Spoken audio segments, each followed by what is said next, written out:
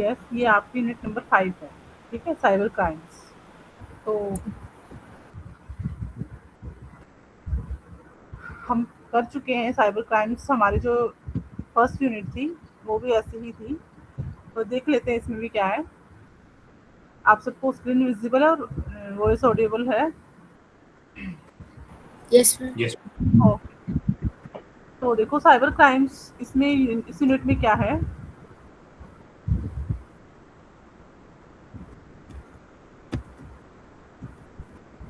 एक सेकेंड।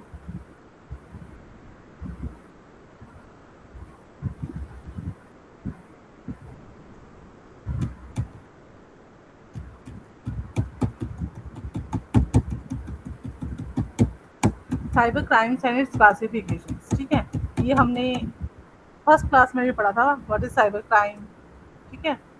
तो वही क्राइम्स हमें यहाँ पे लिखने हैं कि जब भी हम इंटरनेट को यूज़ करें, कोई भी एक्टिविटी परफॉर्म करते हैं, तो जो हमारा डेटा है या फिर हमारी जो इन्फॉर्मेशन है, सेंसिटिव इन्फॉर्मेशन आप बोल सकते हो, तो उनकी उनको कोई मतलब क्या करे, अपने कंट्रोल में ले ले या फिर अपने हमारी जो इन्फॉर्मेशन को स्टील कर ले, तो वो हमारा क्या होता है, साइबर क्राइम्स होता है, ठीक है। तो यहाँ पे भी वही चीज़ें हैं,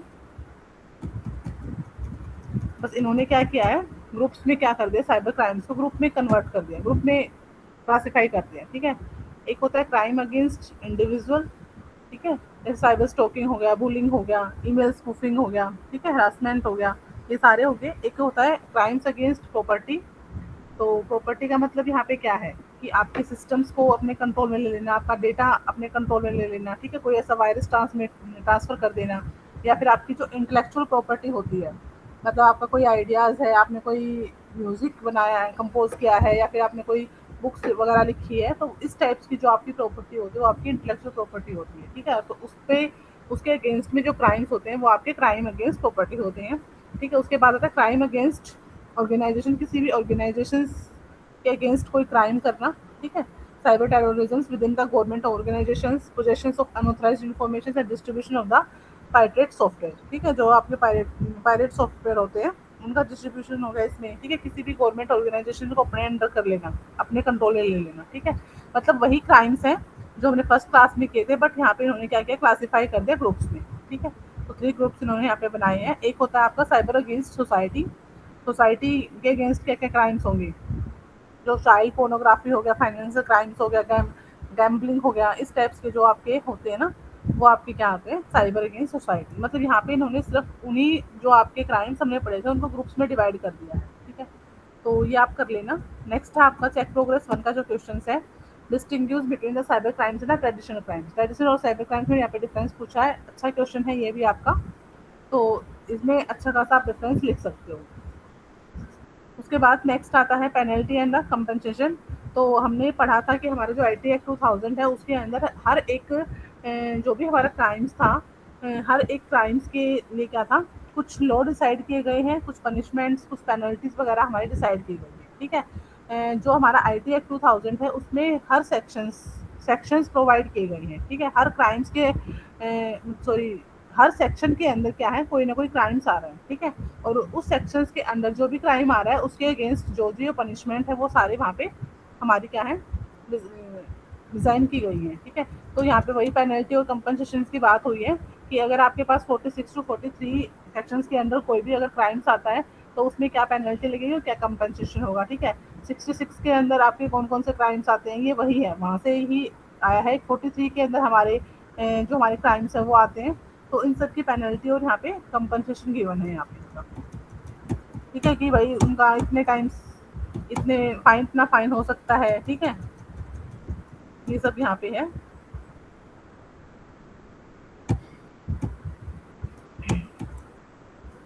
नेक्स्ट जो टॉपिक है इसमें आपका इतना कुछ मत करना, बस जो आपके हमने जो पढ़े थे ना, साइबर क्राइम्स पढ़े थे और उनके अगेंस्ट जो IT एक्ट के अंदर क्या क्या कौन सा सेक्शन में कौन सा एक्ट आता है, ठीक है, बस वो सेक्शन उठाना और उन्हीं के अंदर जो भी आपकी पनिशमेंट है वो आप करना। नेक्स्ट आपका चेक प्रोग्रेस का क्वेश्चन है, ये आप कर लेना, इसमें लास्ट में आपका वो भी मिलेगा। और जो हमारा liability of the network service provider, जो हमें नेटवर्क की सर्विस देता है, ISP जो हमारा होता है, उसकी लाइबिलिटी क्या होती है, देखो, a network service provider means any person who provides access to the information service in electronic form, for example ISP, ठीक है, या फिर सेलुलर मोबाइल सर्विसेज, कस्टमर के access services, mobile satellite services. मतलब जो आपका इंटरनेट की सर्विस प्रोवाइड कर रहे हैं वो आपके क्या होते हैं, नेटवर्क सर्विस प्रोवाइडर होते हैं, ठीक है। It performs two task to provide access to the network and to act as the intermediate between an originator and the addresses with respect to any particular electronic message। मतलब देखो वो liability उसकी होनी चाहिए जो आपको नेटवर्क दे रहा है, ठीक है। तो उसके नेटवर्क के बीच में क्या होना चाहिए, लाइबिलिटी होनी चाहिए कि आपका डेटा जो होगा कैसा होगा, सिक्योर होगा। इस टाइप्स की यहाँ पे लाइबिलिटी की यहाँ पे बात हुई है। ये 79 के जो आपका सेक्शन नंबर 79 है उसके अंडर ये आता है आपका लाइबिलिटी वाला जो कंसेप्ट है आपका। नेक्स्ट यही इसका क्वेश्चन है, what are the grounds which exempt the network service provider from the liability. Investigation होती है आपकी, जैसे एक फिजिकल इन्वेस्टिगेशन होते हैं, कोई भी क्राइम होता है उसके अगेंस्ट एक फिजिकल इन्वेस्टिगेशन होती है, वैसे ही आपके जो साइबर क्राइम्स होते हैं उनकी भी इन्वेस्टिगेशन होती है, ठीक है। सिस्टम्स वगैरह को ट्रायल्स वगैरह करते हैं ना, तो वो सारी इन्वेस्टिगेशंस का पार्ट है। नेक्स्ट जो क्वेश्चन है, how the issue of jurisdictions of the Indian courts with respect to offences committed outside India has been dealt with by the IT act, ठीक है। तो कैसे इन्होंने कहा कि कैसे हमारी जो इंडिया का जो हमारी इंडिया की जुरिडिक्शंस है कैसे काम करती है वो, ठीक है। अगर कोई भी क्राइम्स जो है इंडिया के बाहर हुआ है, ठीक है, तो उसके साथ कैसे डील करेगा हमारा जो जुरिडिक्शंस है, ये उसके बारे में है, ठीक है। नेक्स्ट इसमें क्या है, साइबर फोरेंसिक्स। अब साइबर फोरेंसिक्स क्या होता है, देखो, cyber forensics also known as the cyber computer forensics which is the application of investigation and analysis of techniques to gather and store evidence from a particular computing system in a way that is appropriate for the presentations in the court of law, ठीक है। देखो, जब कोई भी crimes cyber crimes होता है, ठीक है, ऐसा कोई भी क्राइम जब हुआ तो उसकी इन्वेस्टिगेशन करना, तो कैसे होगी उसकी इन्वेस्टिगेशन, जो भी हमारे सिस्टम्स वगैरह होते हैं उनको ट्रेस करके वहाँ से क्या है डेटा लेते हैं, ठीक है, एविडेंस गैदर करते हैं, ठीक है, और फिर उनको हम क्या करते हैं, प्रेजेंट करते हैं कोर्ट ऑफ लॉ में, ठीक है। तो 79A हमारा क्या कहता है, इस टाइप्स की जो सेक्शन 79A जो है, तो इस टाइप की हमारी जो सेंट्रल गवर्नमेंट्स वगैरह की जो हमारी एजेंसी है या फिर जो भी एक हायर पावर है हमारी, वो इस टाइप के उसमें वर्क करती है, ठीक है। मतलब कहने का ये है कि साइबर फोरेंसिक क्या होगा, जैसे एक सिंपल फिजिकल इन्वेस्टिगेशन होती है वैसे ही हमारी साइबर फोरेंसिक्स होती है, ठीक है। जिस भी सिस्टम्स पे ऐसा कुछ भी अटैक हुआ है तो उस सिस्टम्स को क्या किया जाता है, ट्रेस किया जाता है, वहाँ से डेटा एज एविडेंस क्या किया डेटा कलेक्ट किया जाता है, ठीक है, और फिर उस डेटा पे वर्क होता है आपका। Cyber forensics is the process of the acquisitions, authentications, analysis, and the documentations of the evidence retrieved from the system or online used to commit the crime। जो भी क्राइम हुआ है उसके लिए जो सिस्टम ऑनलाइन जो भी क्राइम हुआ है तो उस सिस्टम से क्या कहते हैं, सारे का सारा जो डेटा है एविडेंस है वो क्या किए जाते हैं, गैदर किए जाते हैं, ठीक है। The system could be from computers, networks, digital media storage devices and that could contain valuable information for the investigators to examine, ठीक है। ये वही चीज़ें हैं कि जब भी कोई भी क्राइम्स होता है तो उस सिस्टम्स को पूरे को सिस्टम्स को से क्या ले जाता है, एविडेंस ली जाती है, ठीक है, और उसी पे फिर हमारी साइबर फोरेंसिक्स का जो प्रोसेस है वो कंप्लीट होता है। नेक्स्ट इसमें क्या है, व्हाट इज साइबर फोरेंसिक्स। अब यहाँ पे साइबर फोरेंसिक्स के कुछ इन्वेस्टिगेशन के टूल्स हैं, कैसे कैसे आपका जो ये प्रोसेस है कंप्लीट होता है। नेक्स्ट इसमें आता है आपका, यहाँ पे वो टेक्निक्स की बात हुई है, सॉरी एक सेकेंड, जो चेक प्रोग्रेस 7 का क्वेश्चन है, what are the techniques used by the forensic experts. तो ऊपर हमने टेक्निक्स देखी वही है यहाँ पे, लास्ट आपका समरी है। देखो इस टॉपिक्स में ज़्यादातर आपके क्राइम्स और उनकी जो इन्वेस्टिगेशंस है, ठीक है, वही है कि कैसे इन्वेस्टिगेशन होती है, ठीक है, और क्या पेनल्टी क्या कंपनसेशन उसके लिए होती है, ठीक है। तो ये था आपका यूनिट नंबर 5। ये सारे के सारे जो यूनिट्स हैं, यूनिट 1 एंड 5 और 4, सॉरी 4 नहीं, यूनिट नंबर 1, 3 और 5, ये तीनों यूनिट आपस में क्या है, मैच करती है, ठीक है, वही क्राइम्स की बात हो रही है सब में। तो ये था आपका यूनिट नंबर 9। तो अभी मैं आपका, सॉरी यूनिट नंबर 5, तो इसको मैं आपको शेयर कर देती हूँ। और आप क्या करोगे, जो फोरेंसिक टूल्स हैं, जो टेक्निक्स, ये वाला जो टॉपिक्स है इंपॉर्टेंट टॉपिक है साइबर फोरेंसिक्स, जो मैंने लास्ट क्लास में जब आपको जो पेपर दिखाया था, लास्ट प्रीवियस पेपर दिखाया था, उसमें भी एक क्वेश्चन आया था, what is the cyber forensics, ठीक है, या फिर प्रोसेस ऑफ साइबर फोरेंसिक्स या टेक्निक्स ऑफ साइबर फोरेंसिक्स, ये क्वेश्चन आ सकता है, इंपॉर्टेंट क्वेश्चन है। तो अभी मैं इसका लिंक दे देती हूँ आपको। तो आप क्या करोगे, इस फोरेंसिक्स वाले टॉपिक्स को अच्छे से एक बार रीड करोगे, ठीक है, कैसे कैसे मतलब ये जो है प्रोसेस जो है कंप्लीट होता है आपका। तो मैं आपको इसका लिंक दे देती हूँ चैट बॉक्स में, वहाँ से आप रीड करो, फिर उसके बाद यूनिट नंबर 6 करेंगे। एक सेकेंड वेट करना।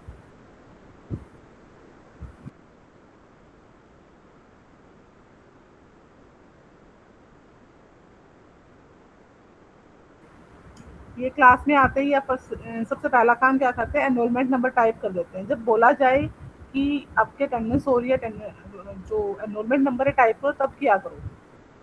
क्लास में आते हैं, टाइप करते हैं और फिर चले जाते हैं।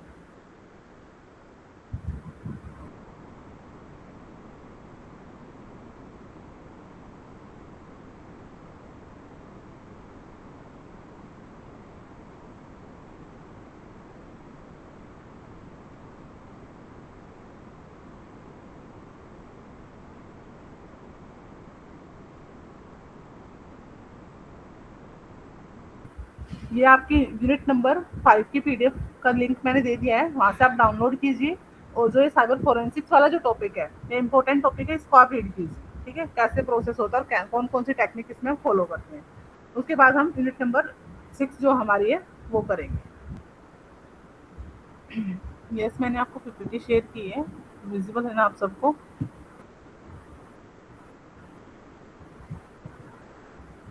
तो हम अपनी नेक्स्ट यूनिट करते हैं, unit number 3, sorry unit number 6। देखो यूनिट नंबर जो 6 है हमारी,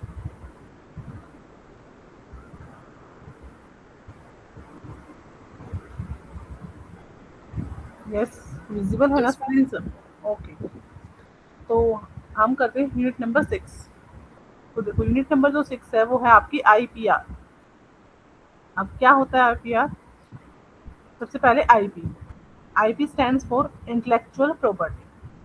Intellectual property is an idea, a design, an invention and manuscript which can ultimately give rise to a useful product and application. देखो आपने कोई भी आपका आइडिया है, ठीक है, आपने कोई डिज़ाइन किया, कोई इन्वेंशन किया है, कोई स्क्रिप्ट लिखी है, कोई आपने लिटरेचर रिव्यू किया है, सॉरी आपका आपने कोई थीसिस लिखी है, कोई बुक लिखी है, ये सब क्या है, आपकी आईपी है, ठीक है, इंटेलेक्चुअल प्रॉपर्टी है ये आपकी।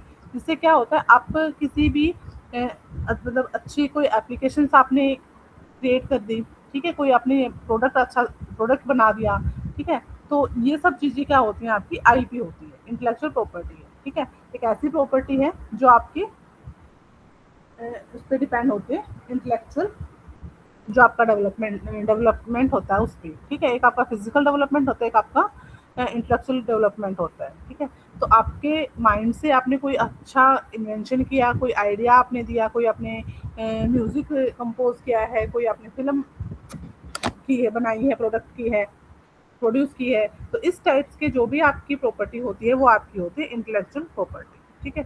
अब नेक्स्ट आता है आईपीआर, इंटेलेक्चुअल प्रॉपर्टी राइट्स। अब ये क्या कहता है, right of an inventor to derive economic benefits from his intellectual property. This right is called as the IPR. मतलब जो आपने आपकी जो इंटेलेक्चुअल प्रॉपर्टी है उससे जो भी आपको बेनिफिट मिल रहा है, तो वो बेनिफिट सिर्फ आपको ही मिले, ठीक है, उसका जो बेनिफिट मिलना चाहिए उसका राइट आपको ही है, ठीक है। अब बेनिफिट का मतलब क्या है, आपने मतलब उस चीज़ का क्रेडिट आपको ही मिलना चाहिए, ठीक है, वही तो होगा। आपने कोई बुक लिखी है तो उसका क्रेडिट आपको ही जाएगा कि ये बुक उस बंदे ने लिखी है, ठीक है। तो इकोनॉमिक बेनिफिट वही है कि जो भी उससे बेनिफिट हो रहा है तो वो उस इन्वेंटर को ही होना चाहिए, ठीक है। तो उसी को हम बोलते हैं आईपीआर, मतलब उसी चीज़ का आपको राइट है, ये राइट है कि जिसने जो चीज़ बनाई है उसका क्रेडिट भी उसी को मिले, तो वो आपका क्या होता है, आईपीआर होता है। अब यहाँ पे ऑब्जेक्टिव है आईपीआर के। अब देखो इससे क्या होगा, to enhance the performance level of institutions.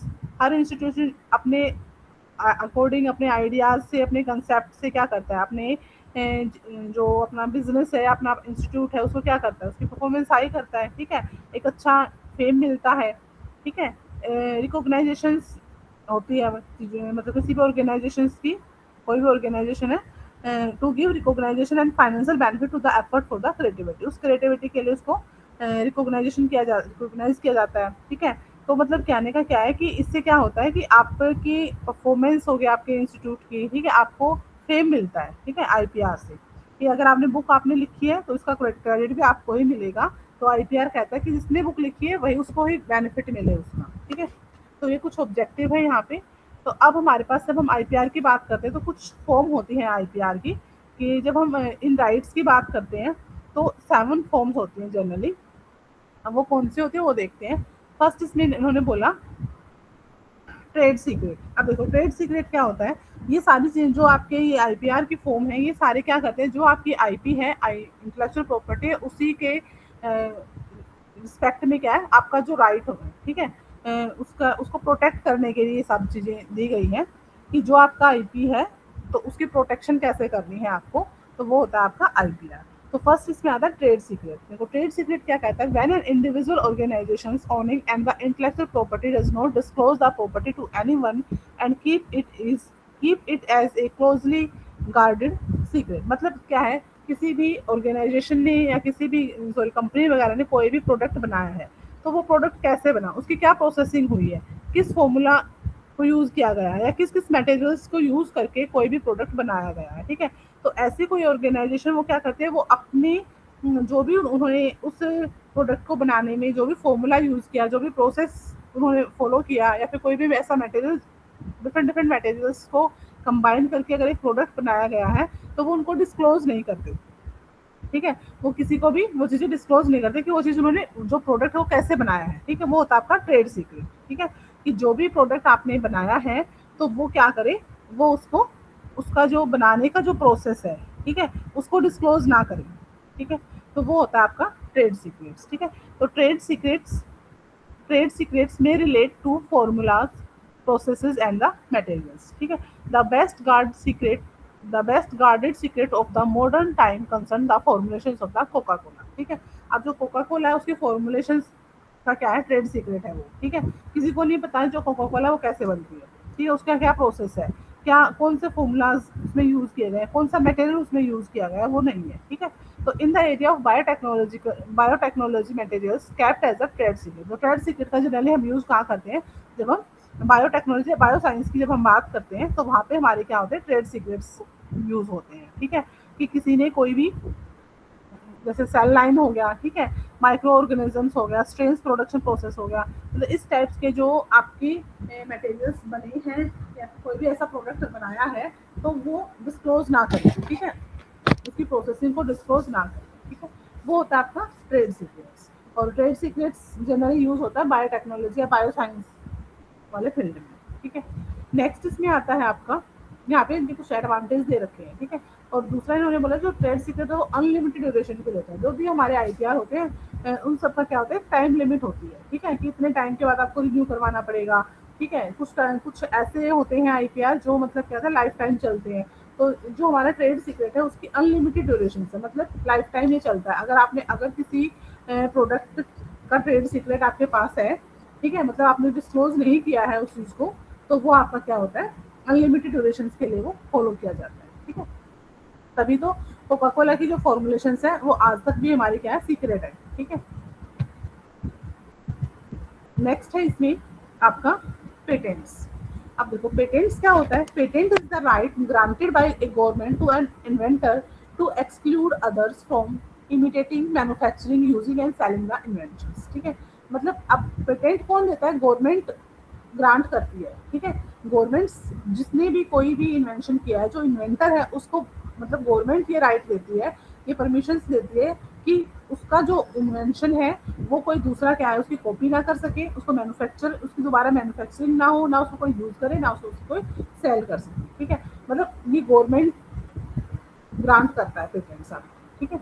अब पेटेंट्स कैसे होगा, patents are granted for the invention. कोई भी इन्वेंशन आपने किया है उसके लिए पेटेंट्स गवर्नमेंट देती है, ठीक है। अगर आपने किसी भी इन्वेंशन में मॉडिफिकेशन किया है, ठीक है, या उसमें कुछ इम्प्रूवमेंट किया है, या फिर किसी भी इन्वेंशन की प्रोडक्ट या प्रोसेस की बात हो, या फिर कोई कंसेप्ट है, तो उसके लिए क्या है, गवर्नमेंट ग्रांट करती है पेटेंट्स को, ठीक है। मतलब आपने इन्वेंटर ने जो भी इन्वेंशन किया है, ठीक है, उसके लिए, उसकी प्रोटेक्शंस के लिए गवर्नमेंट आपको क्या देती है, एक राइट्स देती है, ठीक है, कि आपका जो प्रोडक्ट है वो कोई दूसरा मतलब उसको उसकी कॉपी नहीं कर सकता, ठीक है। मतलब अगर वो प्रोडक्ट आपका आ रहा है तो वो उस पर आपका ही नाम होना चाहिए, ठीक है, कि उसका इन्वेंटर ये होगा, ठीक है, दूसरा उसका क्रेडिट नहीं ले सकता। तो ये गवर्नमेंट ग्रांट करती है पेटेंट्स को। तो यहाँ पे आपकी यहाँ पे पेटेंट्स की रिक्वायरमेंट्स की अगर बात करें तो दो रिक्वायरमेंट्स है, एक होता है नोवेलिटी, एक होता है इन्वेंटिवनेस, ठीक है। तो उसके बाद नेक्स्ट आता है आपका कॉपीराइट। कॉपीराइट क्या कहता है, देखो कॉपीराइट होता है it provide protection for specified period and only from reproduction of the copyright materials. इसमें सिर्फ क्या है कि एक तो फर्स्ट इसका पॉइंट ये है कि ये स्पेसिफाइड टाइम के लिए होता है, मतलब इसको आपको रिन्यू करवाना पड़ेगा कुछ टाइम के लिए। आपको किसी भी आईपी के रिस्पेक्ट में आपको कॉपीराइट अगर आपने लिया है तो फिर उसको कुछ टाइम के बाद आपको रिन्यू करवाना पड़ेगा, ठीक है। तो एक तो ये क्या है, टाइम स्पेसिफिक है। दूसरा क्या कहता है, only for reproduction of the copyright materials, मतलब जिस पे कॉपीराइट्स मिला हुआ है तो उस प्रोडक्ट की को दूसरा नहीं बना, उसकी रिप्रोडक्शन दोबारा को दूसरा नहीं इसको रिप्रोड्यूस कर सकता, ठीक है, उसकी रिप्रोडक्शन वहाँ पे नहीं होगी, ठीक है। however does not prevent another person from using, मतलब दूसरा पर्सन उसको यूज कर सकता है, ठीक है। देखो जैसे आप थीसिस वगैरह लिखते हैं तो थीसिस वगैरह में क्या होता है कि हम क्या डालते हैं, उनके जो ऑलरेडी काम हो चुका है उसको हम साइट करते हैं, ठीक है, मतलब उस चीज को हम यूज करते हैं बट रेफरेंस में वो देते हैं, हम उसको रेफरेंस भी देते हैं कि भाई हमने ये चीजें वहां से लेके हमने इसे अपने उसमें यूज की है, ठीक है।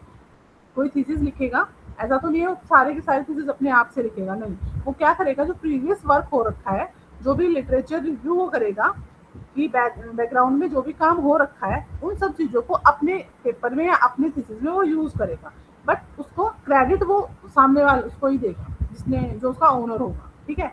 मतलब उसको यूज कर सकता है वो, बट क्रेडिट उसको देना पड़ेगा उसका, ठीक है। और जो क्रेडिट होते हैं वो हम रेफरेंस के थ्रू दे देते हैं कि हमने ये जो पेपर मैंने लिखा है इसमें ये वाला जो पॉइंट्स है ये मैंने उस पेपर से उठाया है, ठीक है, उसका ऑथर ये है, उसका वॉल्यूम नंबर ये है, जो भी चीजें होती हैं वो सब हम मेंशन करते हैं अपने पेपर में कि मैंने जो ये पेपर में लाइंस लिखी है, पैराग्राफ लिखा है, कोई भी टेबल मैंने बनाई है, कोई डायग्राम मैंने यूज किया है, तो उसका क्रेडिट हम उसको ही देते हैं जो उसका एक्चुअल में ओनर है, ठीक है। तो कॉपीराइट ये कहता है कि सिर्फ रिप्रोडक्शन पे बैन करता है कि उस कॉपीराइट मटेरियल को आप रिप्रोडक्ट नहीं कर रिप्रोड्यूस नहीं कर सकते, उसको यूज अनदर पर्सन यूज कर सकता है, ठीक है, ऐसा नहीं है वो यूज नहीं कर सकता।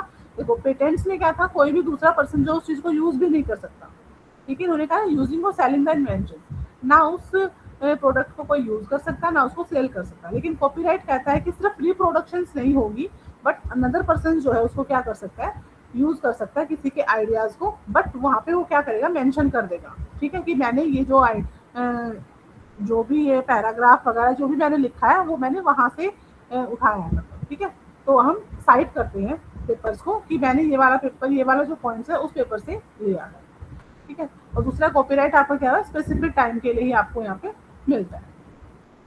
तो duration, term and copyrights in the case of original literary, dramatic, musical, and artistic work, the duration of copyright is the lifetime of the authors and or artist and 60 years counted from the year following the death of the author। मतलब इन्होंने ये बताया कितने time duration के लिए यहाँ पे मिलता है, ठीक है। और कौन कौन से उस पे प्रोडक्ट पे मतलब कॉपीराइट्स की हेल्प से आप प्रोटेक्ट कर सकते हो, कोई भी लिटरेरी या फिर ड्रामेटिक वर्क है, ठीक है, म्यूजिकल वर्क है, आर्टिस्टिक वर्क है, सिनेमाटोग्राफ फिल्म है, मतलब इस टाइप का कोई भी आपका आईपी है उसकी प्रोटेक्शन के लिए आप क्या ले सकते हो, कॉपीराइट वहां से ले सकते हो, ठीक है। नेक्स्ट इसमें आता है आपका जीआई टैग, ग्राफिकल इंडिकेशंस, ठीक है। अब ये जीआई टैग क्या होता है, GI are the indications which identify a good as originating the territory of a member or a region या फिर locality in that territory where given quality, reputations and the characteristics of the good is essential attributable to its geographical origin। मतलब देखो इसमें क्या होता है कि कोई भी प्रोडक्ट है उसकी जो आइडेंटिफिकेशन होगी ना वो उसकी लोकेशन से होगी या फिर उसके रीजन से होती है, ठीक है।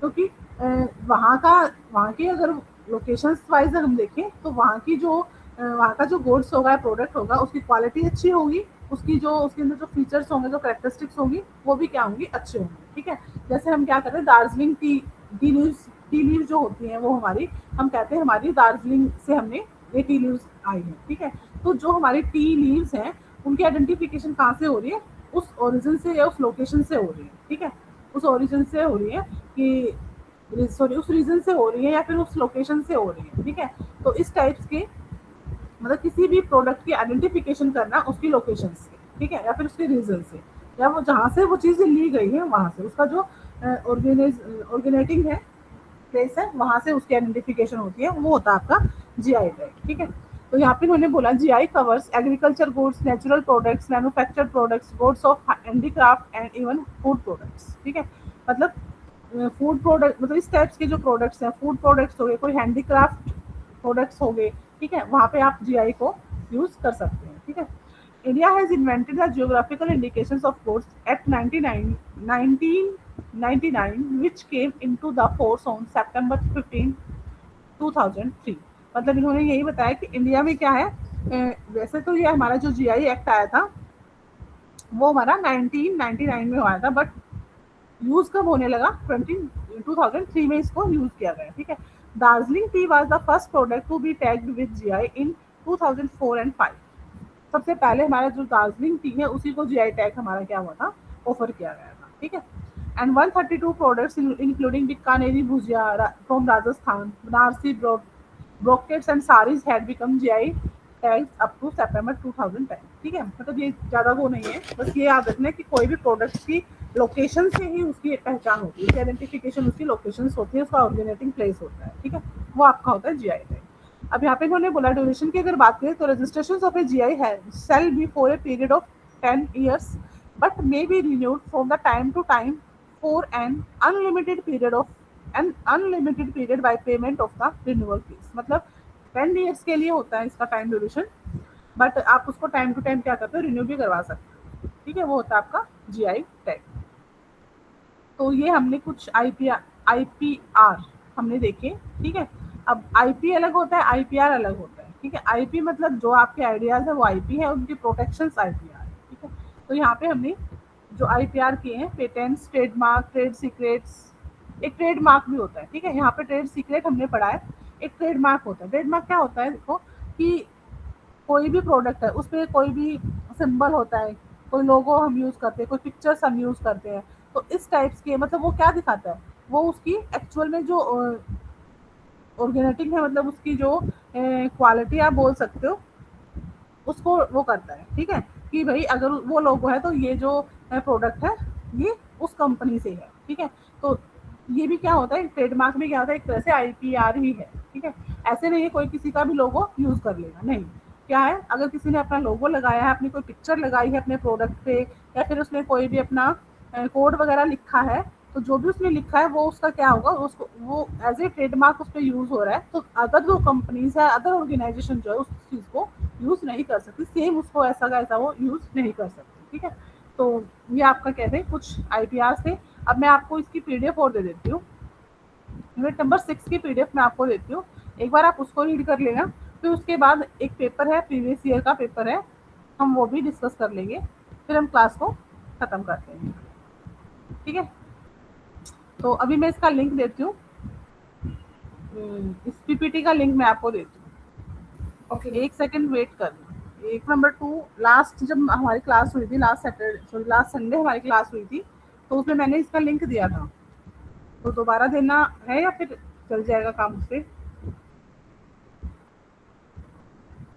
मैम आप फिर से दे सकते हैं तो प्लीज दे दीजिए। चलो ठीक है, मैं शेयर करती हूँ इसको भी।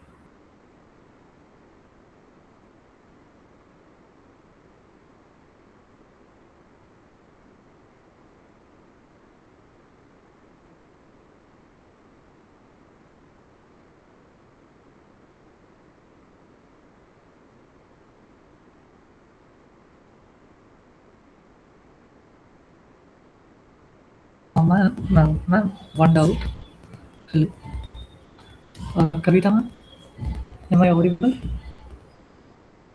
Yes, बोलिए। मैम जब ये आप प्रीवियस ईयर क्वेश्चन पेपर्स बोलते हो ना, हम असाइनमेंट क्वेश्चन भी refer कर सकते हैं या मैम अभी आपकी वॉइस क्लियर है? क्लियर नहीं है। लाइक क्लियर है क्या? अभी क्लियर? मैम मैं पूछ रहा हूँ कि लाइक हम प्रीवियस ईयर असाइनमेंट क्वेश्चन भी रेफर कर सकते हैं इसके लिए या ओनली क्वेश्चन पेपर्स?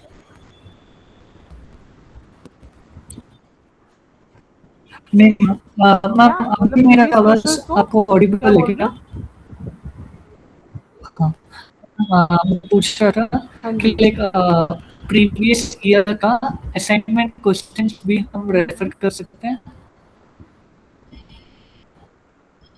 हाँ मतलब प्रीवियस ओके, ईयर का असाइनमेंट मतलब क्वेश्चंस सब कह कुछ। रहे हो आप? ये तो जो, हाँ हाँ, नहीं असाइनमेंट नहीं क्वेश्चंस तो आपको नहीं वो ही मैम देंगे ना, मैं आपके जो बस पूछ रहा हूँ स्टडी कि लाइक सेंटर हम वाले इसके वही लिए देंगे। Previous year only question papers ही रेफर कर सकते हैं या असाइनमेंट क्वेश्चंस ये तो? मैम मैं एक काम करता हूँ, मैं चैट बॉक्स में लिखता हूँ तो easy है। हाँ जी, चैट बॉक्स में लिखिए आप। ओके।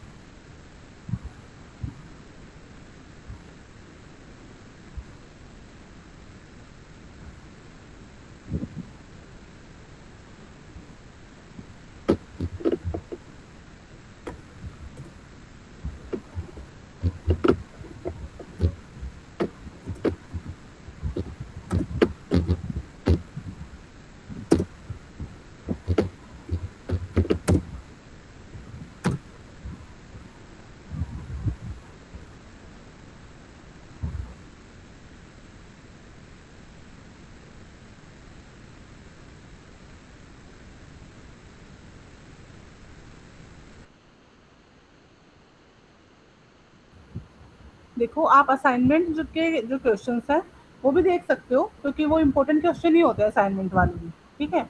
अदरवाइज आप अगर आप प्रीवियस ईयर क्वेश्चंस पेपर भी रेफर करते हो तो वो भी सफिशिएंट है आपके लिए। ठीक है, क्योंकि जो असाइनमेंट में क्वेश्चंस आपको मिलते हैं वो भी तो इम्पोर्टेंट क्वेश्चन ही होते हैं। यस मैम आ रही है। हेलो, आवाज आ रही है मेरे मेरी? से थोड़ा करना। वो मेरा इशू है ईयरफोन्स का। ठीक है। मैं रिप्लाई कर देता हूँ। हाँ जी। देखो, जो अगर आप, ओके, देखो, या तो आप चेक प्रोग्रेस के क्वेश्चंस कर लो, वो भी इंपॉर्टेंट क्वेश्चन है, या आप प्रीवियस ईयर क्वेश्चन पेपर भी आप रेफर कर सकते हो और असाइनमेंट क्वेश्चन पेपर भी कर सकते हो। ठीक है। तो मैंने आपको पीडीएफ का लिंक भी और पीपीटी का लिंक भी दे दिया है। तो एक बार आप जो मैंने पीडीएफ शेयर की है यूनिट नंबर 6 की, ये माइक म्यूट कीजिए, किसका अनम्यूट है?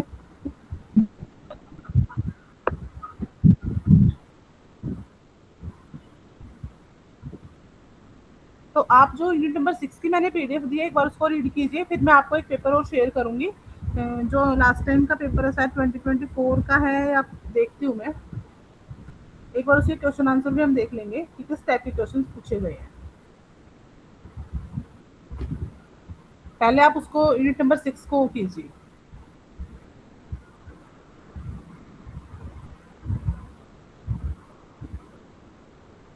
फिर करते हैं क्लास को यहीं पे and.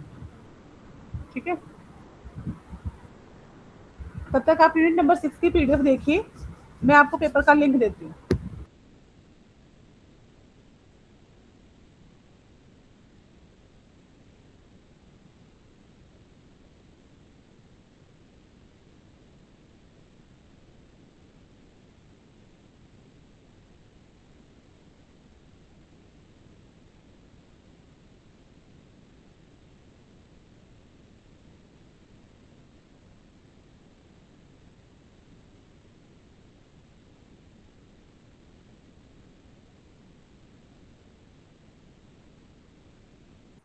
Ma'am, both the links are to Unit 6, ma'am. The PPT and PDF.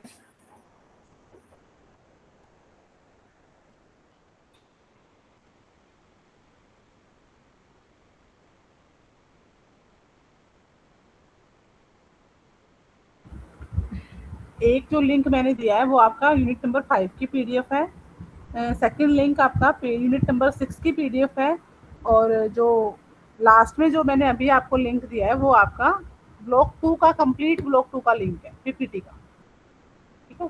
क्योंकि जो ब्लॉक 2 था उसमें हमने एक यूनिट लास्ट टाइम की थी, लास्ट क्लास में की थी, और 2 यूनिट उसकी आज की है हम, इसलिए मैंने कंप्लीट ब्लॉक 2 का ही लिंक आपको दिया है।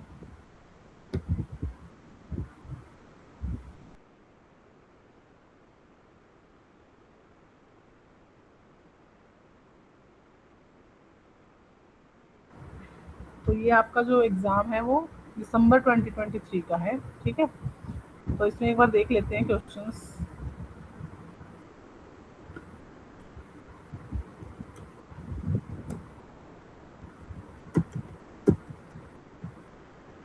क्वेश्चन फर्स्ट क्वेश्चन है, what is the transposition cipher, explain with the help of an example. शायद ये वाला टॉपिक हमने नहीं किया था, तो अभी बता देती हूँ मैं। देखो, ये हमारा जो क्रिप्टोग्राफी वाला जो कंसेप्ट था हमारा, ठीक है। तो क्रिप्टोग्राफी में हमने पढ़ा था कि एक प्लेन टेक्स्ट होता है, एक साइफर टेक्स्ट होता है हमारा, ठीक है। तो प्लेन टेक्स्ट क्या होता है, जो हमारा ओरिजिनल मैसेज होता है, और जब हम उसको डिकोड सॉरी इनकोड करते हैं with the help of symmetric या एसिमेट्रिक की क्रिप्टोग्राफी से, तो वो हमारा क्या बनता है, साइफर टेक्स्ट बनता है, ठीक है। तो अब यहाँ पे बात आ रही है कि जब हम साइफर टेक्स्ट बना रहे हैं तो साइफर टेक्स्ट के अंदर भी 2 टेक्निक्स हम फॉलो करते हैं। एक होता है हमारा ट्रांसपोजिशन साइफर, एक होता है हमारा सब्स्टिट्यूशन साइफर, ठीक है। देखो, ट्रांसपोजिशन क्या कहता है कि अगर सपोज करो आपके पास कोई मैसेज है, ठीक है, आपके पास कोई भी मैसेज है, ए बी सी, ये एक मैसेज है, तो ट्रांसपोजिशन साइफर क्या कहेगा कि आप जो हमारे पास 3 लेटर्स हैं ए बी सी, आप क्या करो, इनकी पोजीशन चेंज कर दो, ठीक है। तो पोजीशन कैसे चेंज होंगी, ए बी सी को आप सी ए बी लिख सकते हो, ठीक है, या फिर बी सी ए लिख सकते हो। तो मतलब क्या है, जो भी लेटर आपके पास गिव है, जो भी प्लेन टेक्स्ट में आपके पास लेटर्स हैं, उनकी सिर्फ पोजीशंस आपको क्या करनी है, चेंज करनी है, ठीक है। वो होता है आपका ट्रांसपोजिशन साइफर। एक होता है सब्स्टिट्यूशन साइफर।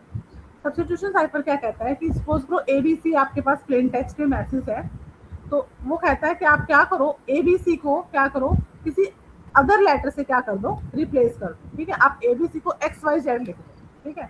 मतलब जो लेटर्स आपके प्लेन टेक्स्ट में हैं वो सेम लेटर आपके साइफर टेक्स्ट में ना हो, आप अदर किसी लेटर से क्या कर सकते हो, उसको रिप्लेस कर सकते हो, ठीक है। वो होता है आपका सब्स्टिट्यूशन साइफर, ठीक है।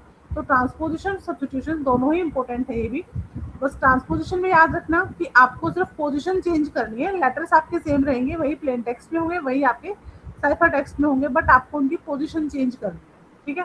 और सब्स्टिट्यूशन क्या कहता है कि आपको सब्स्टिट्यूट करना है, जो लेटर्स आपके पास उसको किसी अनदर लेटर से आपको क्या करना है, रिप्लेस करना है, ठीक है। तो फर्स्ट क्वेश्चन आपका यही था, what is the transposition cipher and explain with the help of examples, ठीक है। Next question है, what is the confidentiality and the availability of the data in the context of data security? Explain how confidentiality can be maintained and availability can be ensured in the data management system. ये हमने हमारे जो second number unit थे उसमें हमने किया था कि हमारे जो डिजिटल सिक्योरिटी के 3 पिलर्स थे, CIA, confidentiality, integrity and availability, ये वहीं से क्वेश्चन है आपका। नेक्स्ट क्वेश्चन है, what are the liability of the network service provider in the context of the cyber crime. ये हमने आज ही किया, liabilities of the network service provider वाला, ठीक है। नेक्स्ट क्वेश्चन है, what are the possible trademarks infringements related search engine. अब सर्च इंजन से रिलेटेड ये हमारे क्वेश्चंस में है।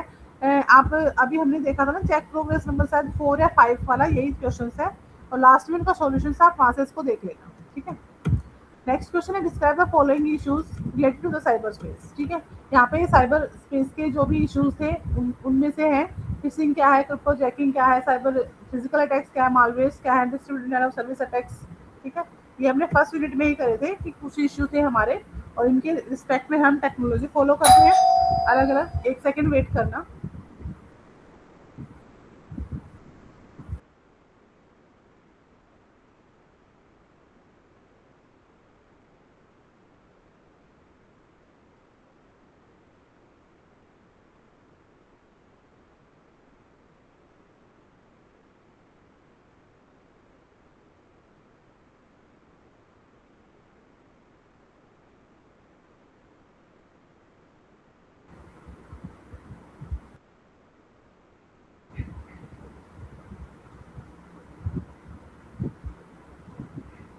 ठीक है, तो ये आपके इश्यूज हैं साइबर स्पेस के। नेक्स्ट क्वेश्चन है what are the advantages and disadvantage of symmetric key cryptography. ठीक है, ये हमने किया था सिमेट्रिक की क्रिप्टोग्राफी वाला, उसमें क्या एडवांटेज और क्या disadvantage. Next explain the following security measures. यहाँ पे सिक्योरिटी मेजर्स की बात हुई है, ईमेल की सिक्योरिटी के लिए की बात हुई है।